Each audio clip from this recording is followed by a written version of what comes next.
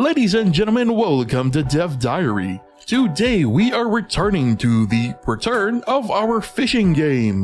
Now last time we focused on expanding the original concept. This included new weapons, tainted fish, and a menu/inventory system. Now with these additions came changes to the gameplay, which deviated from the initial idea from a few years ago. And for today's session, we're deviating even further. But before we get to said deviations, remember to leave a like if you enjoyed today's video and subscribe if you're new to the channel. We do fun dev content every week, so turn on notifications so you don't miss future videos. Now, with that said, let's get to some of that new content. So let's start with the obvious. We've now got an enemy unit to battle. It's pretty basic in terms of behavior. It can move and it will do so randomly. It will shoot at the player, or at least in the player's vicinity. And most importantly, it will attempt to steal any fish if within range. The good news, however, is that they will drop all stolen fish back into the water when defeated. Now, this simple addition caused a huge ripple effect amongst the rest of the code. First, the code for shooting and throwing fishing bobs had to be tweaked so that both the player and enemy could use the same code. This included giving each bullet and bob their own owner variables in order for each to properly interact with our characters. The particle system also got a revamp to be shared amongst all characters and now runs on a timer system.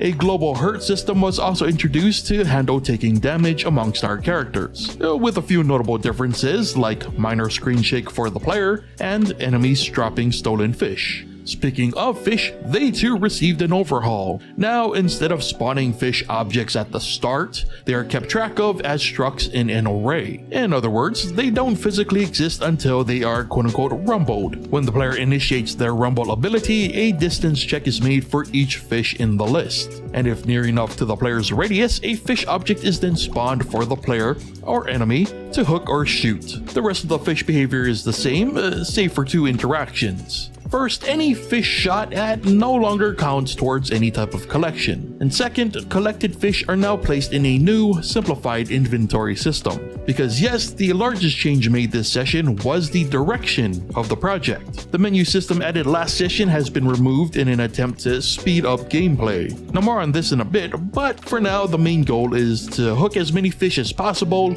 with collections working more as points than in actual inventory. Now, not everything added last time was lost, though a ton of code was gutted to make this transition. Now you may have noticed that the projectiles for our weapons have been given their own behaviors. For example, the shotgun's pellets now slow down over time, and the RPG has a short rev-up time before blasting off like normal, while the pistol and machine gun both use our basic default projectile behavior code. Now, something I've realized about these additions is they are awfully similar to the weapons in our mech game. And so in the future, I would like to change the weapons used in this game to be crazier and less standard. So instead of just a shotgun, maybe it's a bubble gun, which would fire similarly, but have characteristics that are more bubble-like. I don't know, it's still a work in progress. Speaking of which, let's talk about the direction. After working on the last video and messing around with the mechanics, the gameplay felt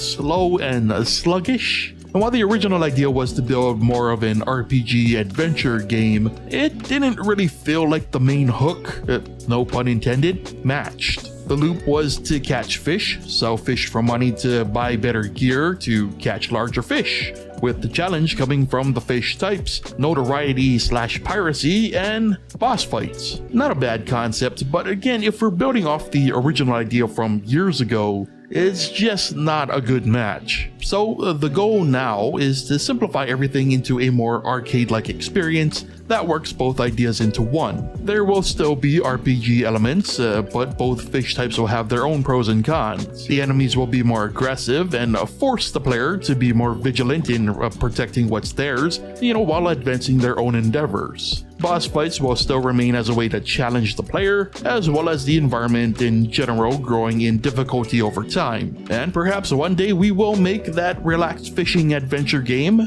but for now this seems like the most appropriate path moving forward. Things could always change again, and perhaps maybe when more content has been added we can reassess things. But as always, we'll take it one step at a time. Regardless, I would love to know what you think of the progress we've made, so as always leave your thoughts in the comments. And of of course, if you would like early access to videos and a bunch of playable versions of work previously featured on the channel, subscribe to my Patreon. With that said, brings us to the end of today's Dev Diary, so thank you so much for watching, and I'll see you next time.